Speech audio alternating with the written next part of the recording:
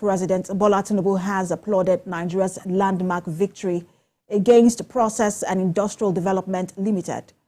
President Tinubu commended the judgment of Judge Robin Knowles of the Business and Property Court in London for prioritizing the merits of the case above all other considerations. The president also noted that the victory is not for Nigeria alone, but for Africa and the developing world at large.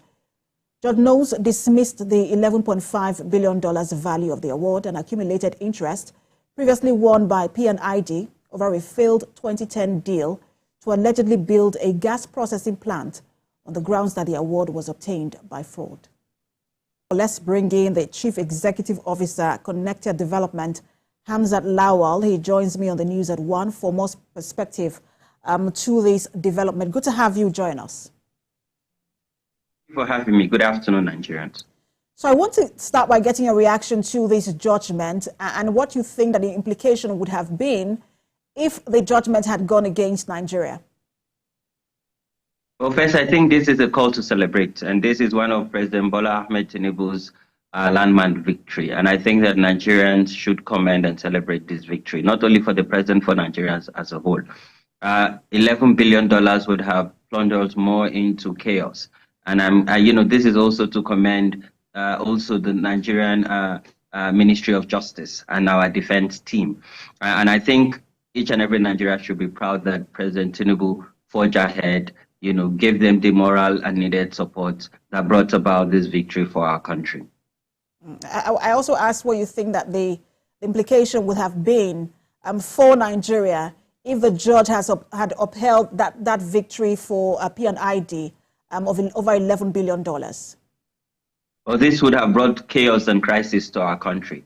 And this would have also shaken the confidence of our international development partners. But with this judgment, this will bring more confidence in President Bola Tinubu's presidency. This will also tell the world that Nigeria is ready for business, and we're doing business unusual, not the usual way. So everything now would follow due process, and knowing that Nigeria have a strong legal team, have a strong executive led by President Tinubu, would ensure that internationally we get the needed respect and recognition in doing business practices. I know you said Nigeria now does business, according to due process, but I want to stay on that because a lot of people have said that, look, this is a reflection on us more than it is a reflection on P&ID, even though this contract was obtained illegally, but they were enabled by those in power, those public officials at that time. What sort of reforms do you think that we should put in place in terms of how we award contracts and procurements?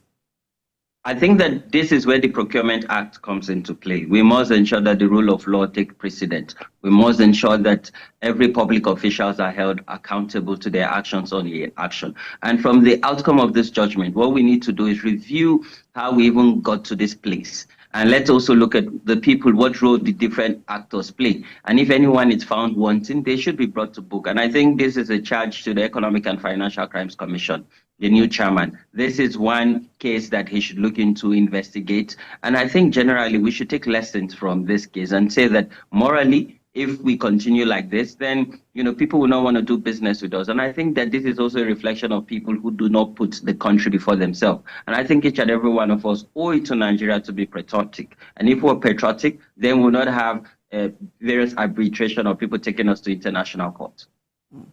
Always a pleasure speaking with you, Chief Executive Officer, Connected Development, Hamzat Lawal. Thank you. Thank you.